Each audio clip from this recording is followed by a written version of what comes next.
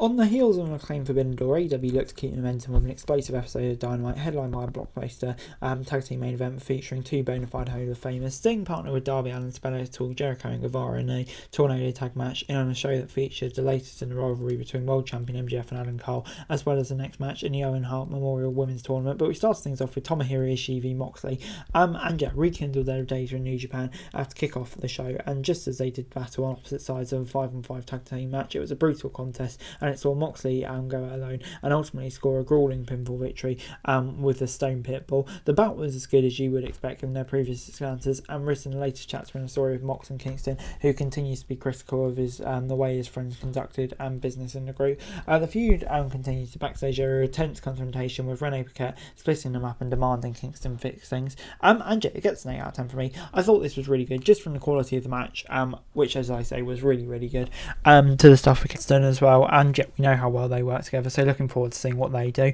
It was then time for the second match of the night, and it was Orange Cassidy, Keith Lee and El Hijo del Vikingo versus the JAS.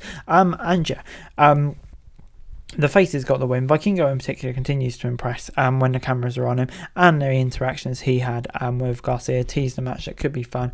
A ton of given some time, and the slight iota of backstory. Lee recovered battling Maynard to the power slam Daddy Magic in the middle of the ring and hit him for the win. The biggest takeaway was probably how inconsequential the JS have become when it doesn't matter how Garcia and co drop a trios title like this, especially when cameras cut back for a promo featuring Chris Jericho. Not even a profile of the main. For a better or worse, the faction is a set dressing for Jericho and a group of cronies. We'd probably like to see that at Big but it's still a decent match, even if it just kind of felt a bit inconsequential. Babyface getting a win. Just like what they're doing, especially with El Hijo at the moment, which is great stuff. The Elite then took on the Dark Order. Hangman Page may have hesitated to fight the Dark Order, but also featured Young, but he shook it off the emotional despair and ultimately scored the win. The story about segued into the post-match activities. Page 4 and friends did nothing to help as Moxley, Utah and Castagnoli attacked the Elite and left them bloody ahead of the challenge for Blood and Guts on July the 19th episode of Dynamite from Boston. The match was solid and challenges was solidly executed, even if it was a given. The only positive yet another showdown between the Elite and Blackpool Combat Club is probably Blood and Guts. That's just about the end of it. But I like the way it set it up, and Hangman Page going against Dark Order. That was good stuff. Just solid enough little segment here. Gets 6 out of 10. We was then time for Jungle Boy's promo. There are some people who transition from babyface to heel seamlessly, and some who find it much more difficult to portray. Dare I suggest Jack Perry is probably one of them. It's clear that there were some nerves, and the fans took several minutes to buy into what he was saying. When Jungle Boy started speaking with more confidence and conviction, the same fans became more invested, and the reaction was desired. However, Hook v Perry might not be the ideal first program for the latter, who will find it difficult to get this new persona against an unbeatable babyface.